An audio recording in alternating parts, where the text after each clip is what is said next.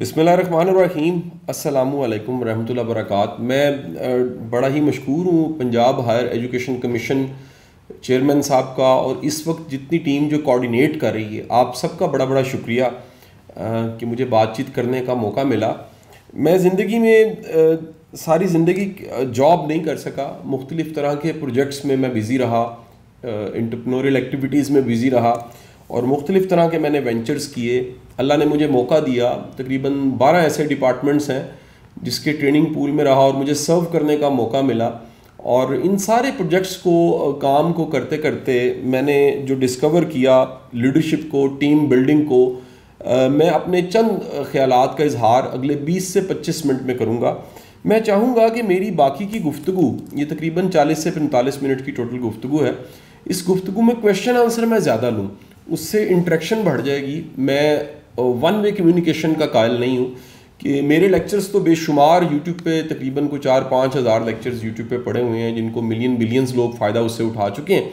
लेकिन मैं चाहूँगा कि क्वेश्चन आंसर पे जाऊँ, उससे ज़्यादा आप ये सेशन इंटरेक्टिव हो जाएगा। अच्छा, मेरा सारा जो थीसिस है, सारी बातचीत है जो मैं आपसे बयान करना चाहूँगा, वो थीसिस ये है कि दुनिया में आप पूरी की पूरी रिकॉर्डेड हिस्ट्री निकाल लीजिए, आप किसी भी तरह का कोई बड़ा वेंचर निकाल लीजिए तारीख का, वो आप हिस्ट्री से निकालिए, आप दुनिया की किसी भी किताब से निकालिए, आपको पता लगेगा कि दुनिया में कोई भी बड़ा काम, उसको बड़े प्रोजेक्ट को चलाने के लिए जो प्रोजेक्ट को चलाने वाला है उसको पता लग जाता है कि अकेला मैं अचीव नहीं कर सकता। ये है जुमला बड़ा सादा सा है कि मैं अकेला अचीव नहीं कर सकता या अकेला पूरा सिस्टम नहीं चल सकता।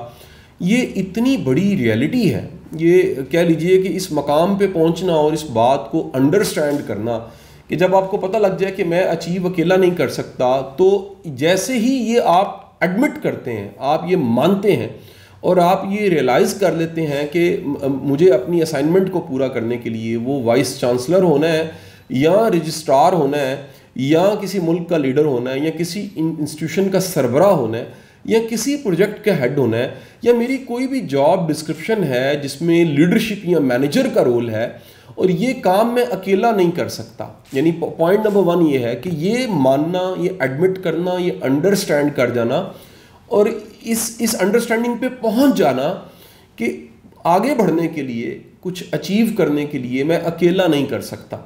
जब ये आप समझते हैं तो दरअसल आपको पता लगता है कि कोई कमी है, और वो कमी क्या है कि मुझे साथ में कुछ लोग चाहिए, वो लोग जो मेरे साथ मिलें और हम मिल के किसी टारगेट को अचीव करें, हम मिल के रिजल्ट प्रोड्यूस कर सकें, हम मिल के किसी मकाम तक पहुंच सकें, हम मिल के एक जगह से, एक मकाम से दूसरे मकाम तक पहुंचा सकें।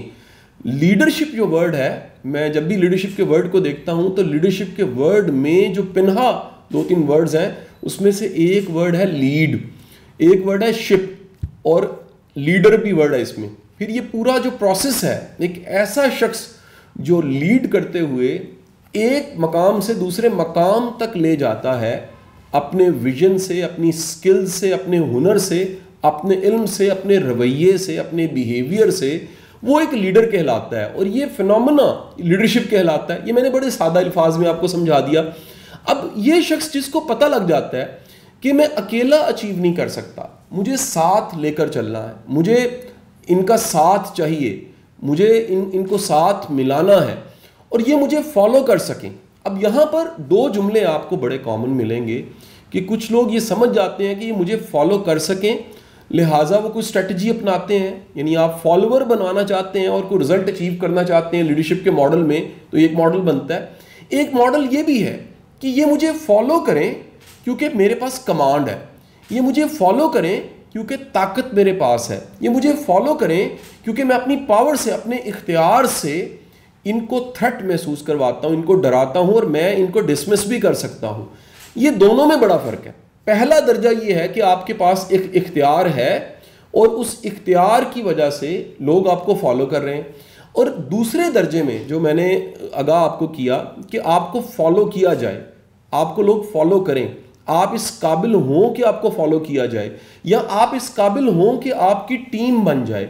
तो उसके लिए ये सारे की सारी मेरी गुफ्तगू है कि आप में ऐसा क्या हो कि लोग आपको फॉलो करने लग पड़े? आप में ऐसी कौन सी खूबियां हो कि लोग आपको फॉलो करने लग पड़े? तो मैं लीडरशिप के 5 खूबियां आपके साथ डिस्कस करने लगा हूं। लीडरशिप पे बेशुमार किताबें, मैं चाहूंगा उन किताबों का भी तस्करा कर दूं, क्योंकि वक्त की किल्लत के बायस वो एक रेफरेंस मटेरियल आपके लिए बन जाएगा और साहिब ज़ौक़ उन किताबों से फ़ायदा उठा सकेंगे। लीडरशिप पे सबसे बेहतरीन किताब जो मैंने पढ़ी वो लीडरशिप पे जॉन सी मैक्सवेल का लिटरेचर है, और इसमें से one of the best book वो किताब 5 लेवल्स ऑफ लीडरशिप है। जॉन सी मैक्सवेल कहता है कि दुनिया में जो लीडरशिप मॉडल है वो 5 लेवल्स पे लीडर जी रहा होता है, और उसमें कह लीजिए जो 5th लेवल है वो उसको पीक ऑफ लीडरशिप कहता है। वो कहता है कि बड़े लोगों का ये शेवा होता है, वो 5th लेवल की लीडरशिप करते हैं। फिर लीडरशिप मॉडल को मज़ीद एलेबोरेट स्टीफन आर कोवे की किताबें करती हैं। स्टीफन आर कोवे की एक बड़ी अच्छी किताब है, वो है तो बच्चों के लिए द लीडर इन मी के नाम से, लेकिन अगर आप वो किताब पढ़ें तो आपको पता लगेगा कि वो लीडर इन मी किताब बच्चों पे लिखी गई है, लेकिन हम बड़े प्रोफेशनल हो के भी उन सारे सीक्रेट्स को, उन प्रिंसिपल्स को नहीं जानते।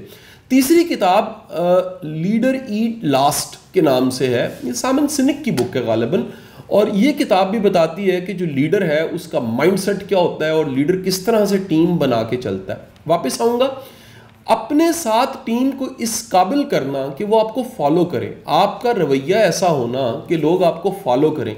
सबसे पहली लीडर की जो क्वालिटी होती है वो म्यूचुअल रिस्पेक्ट का कायल होता है।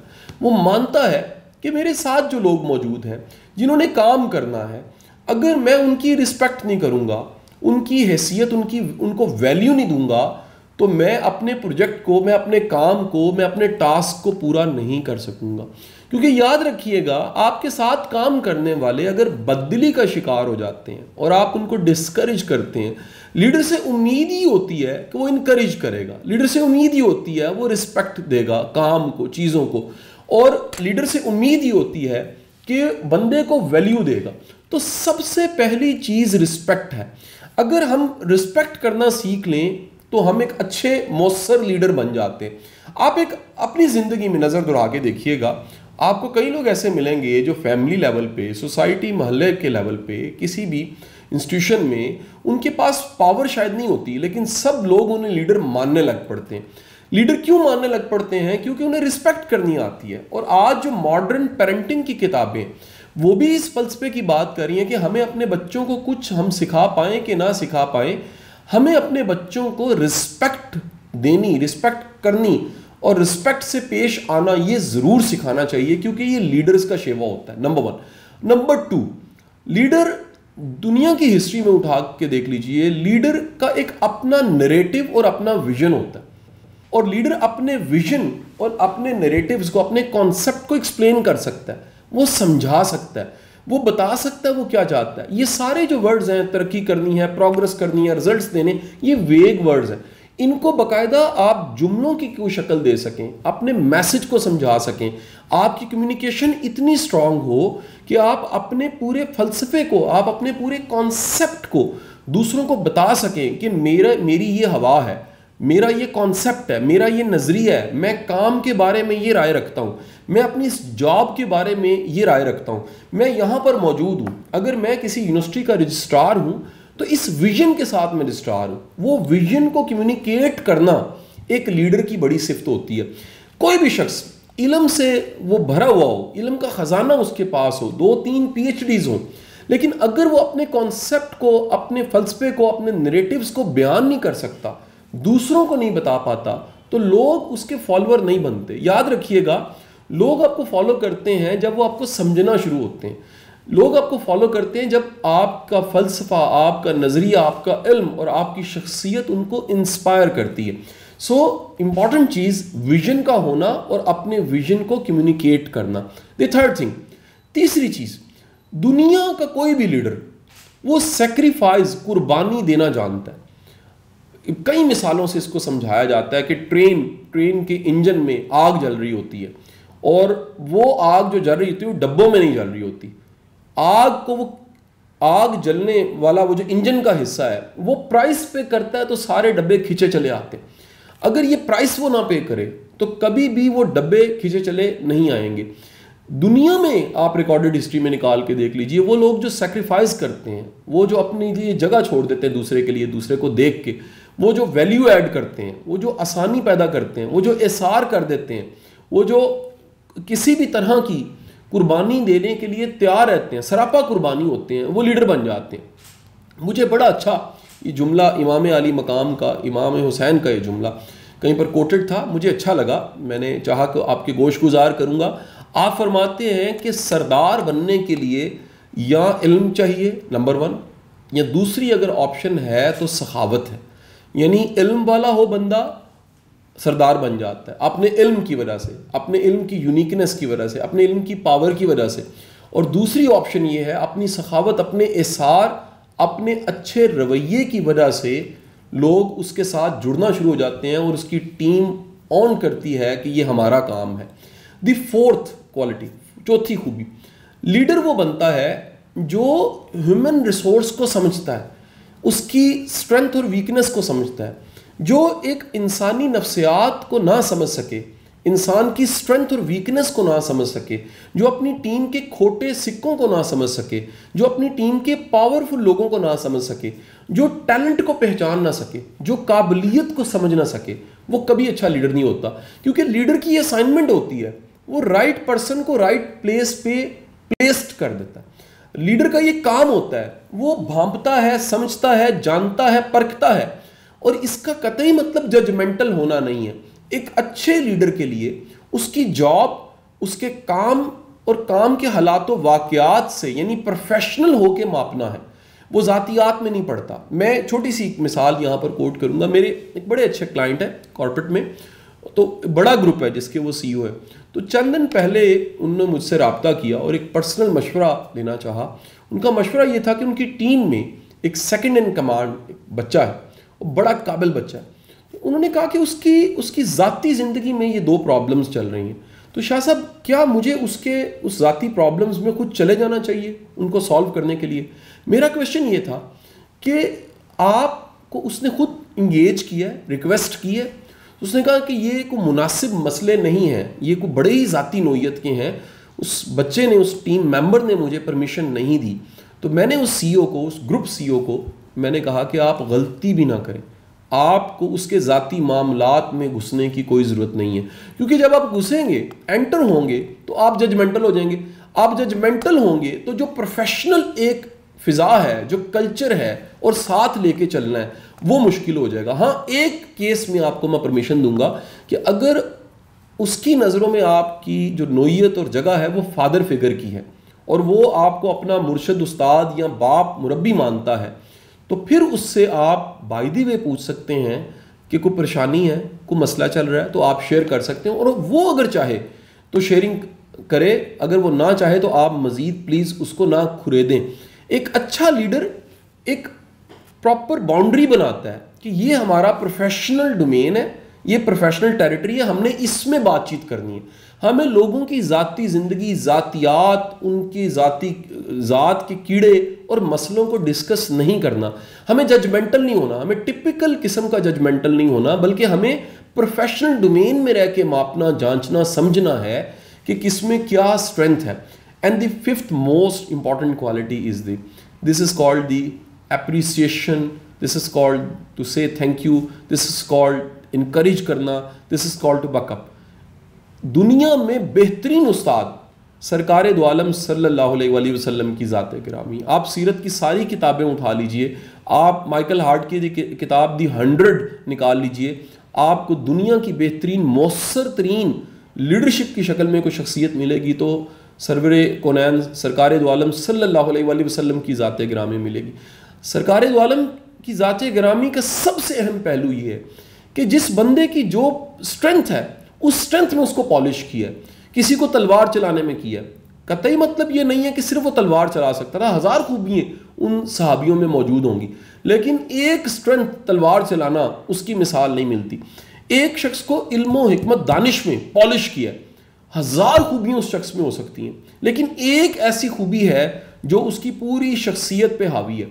एक शख्स को इंसाफ और अदल में, गोरा भी अपनी किताब में उसका नाम लिखता है, ये पॉलिश करना है, ये तैयार करना है, ये किसी के लिए उसको उसको प्रेपरेशन का टाइम देना है, उसको इंक्यूबेशन में रखना है और दी बेस्ट बना के सोसाइटी के सामने पेश करना है। सो एक अच्छा लीडर वो छुपी हुई खूबियों को ढूंढ के, खंगाल के, पॉलिश करके, तैयार करके इतना काबिल कर देता है कि वो बंदा सिस्टम के लिए भी सपोर्टिव हो और साथ ही साथ वो अपने भी पाँव पे खड़ा हो जाए।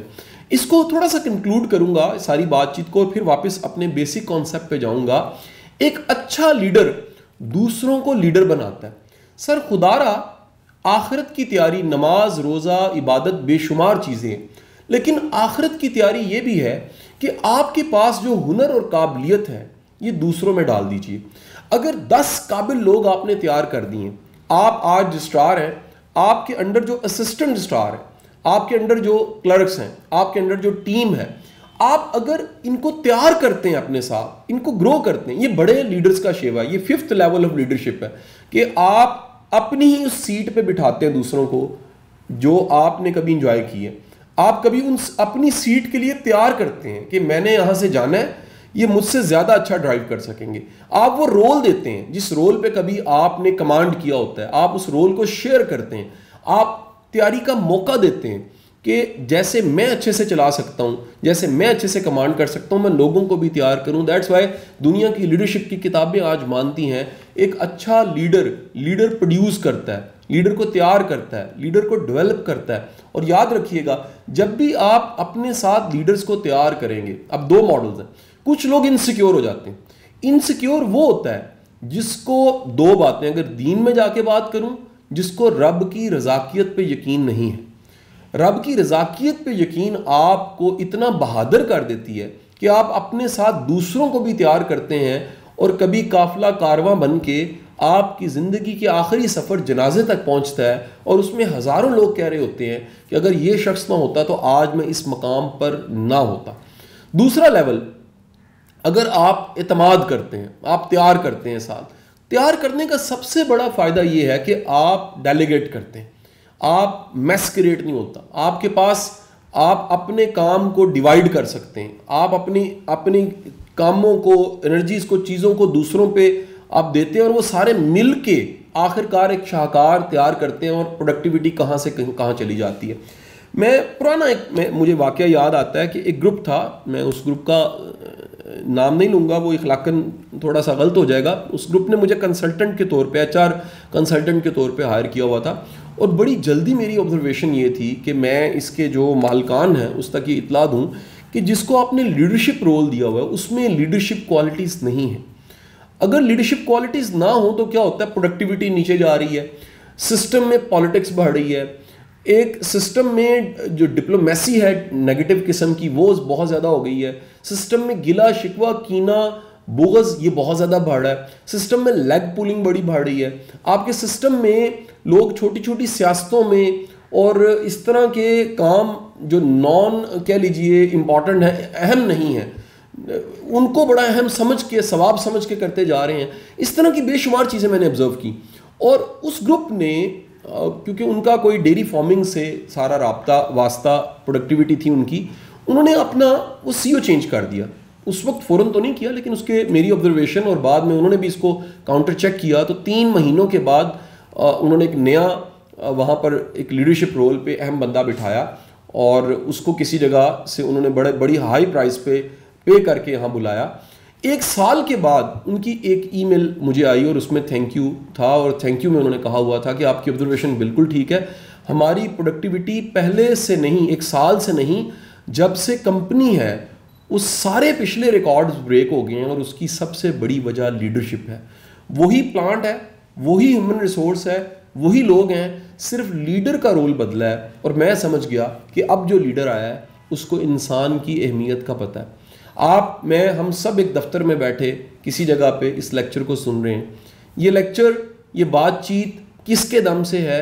ये उस गार्ड के दम से भी है जो बाहर चौकीदारी कर रहा है, ये उस चाय और पानी रखने वाले के दम से भी है जो आपके साथ है तो आप कंफर्टेबल बैठे हुए हैं, ये आपके जूनियर्स, ये आपके क्लर्क्स, आपके साथ कितनी दुनिया जो जुड़ी है, ये सब हैं तो आपकी बादशाहत है। और वासिफ अली वासिफ साहब का बड़ा अच्छा जुमला है कि सब सलामत तो हम सलामत। जो सबकी सलामती और सबको अहम समझने लग पड़ता है, वो बड़ा इंसान हो जाता है। और जिसको लगता है, जिसको गलतफहमी ये मिल जाती है कि मैं ही हूँ और मैं ही मुकम्मल हूँ और हर बंदा मुकम्मल नहीं है, उसमें फॉल्ट्स हैं, उसमें इश्यूज हैं, वो ग्रो नहीं कर सकता, वो आगे नहीं बढ़ सकता।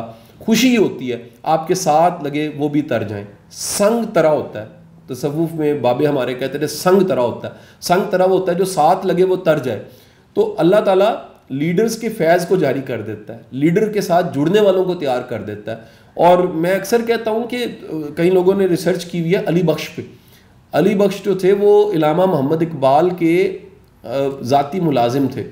तो अली बख्श भी बड़ा विजडमफुल था क्योंकि वो इकबाल का ज़ाती एक मुलाजिम था, उसके भी बातें सुनने वाली थी। अगर आप कहीं उसके इंटरव्यूज़ और चीज़ें निकाल के देखें तो आप बड़े मुतासिर होंगे कि अली बख्श कहीं बड़े एहतराम से, जैसे इलामा मोहम्मद इकबाल रहमतुल्लाह अलैह लिखते हैं, इस तरह इकबाल के इश्क में और मोहब्बत में अली बख्श रहमतुल्लाह अलैह लिखते हैं। वो कहते हैं जी ये इकबाल के हाथों तैयार हुआ। तो बड़ा इंसान उसके साथ जुड़ा बंदा वो तर जाता है, वो भी पार हो जाता है, वो भी अमर हो जाता है, वो भी उसको भी सीखने का मौका मिल जाता है। और ऐसी ऐसी सल्तनत, ऐसी बादशाहत, ऐसा मकाम, ऐसा रुतबा जो सिर्फ आपके काम आ रहा है। और ये भी गलतफहमी दूर कर दीजिएगा, वो फिर आपके काम भी नहीं आ रहा, अल्टीमेट वो कब्र के कीड़ों के काम आएगा। आप दुनिया में आए, एक रोल आपको मिला, उस रोल पे आपने दी बेस्ट प्ले किया और आप आगे चले गए, ये बड़ी कामयाबी है। आप उस रोल पे आए और दुनिया को बताते रहे कि मैं रजिस्ट्रार था या मैं हूँ, इससे बड़ी बात यह है कि दुनिया बताए कि इसके रजिस्ट्रार होने के टाइम में, इसके पीरियड में, इसके टेन्योर में जितना बेहतरीन इदारा हो गया और जो बेहतरीन किस्म के नताइज मिले और जितना बेहतरीन परफॉर्म किया और इतने क्राइसिस के बावजूद हमने परफॉर्म किया, ये अगर आप मिसाल बन जाते हैं और दुनिया तस्करा करी होती है, ये बड़ी कामयाबी है। आपका बहुत बहुत शुक्रिया।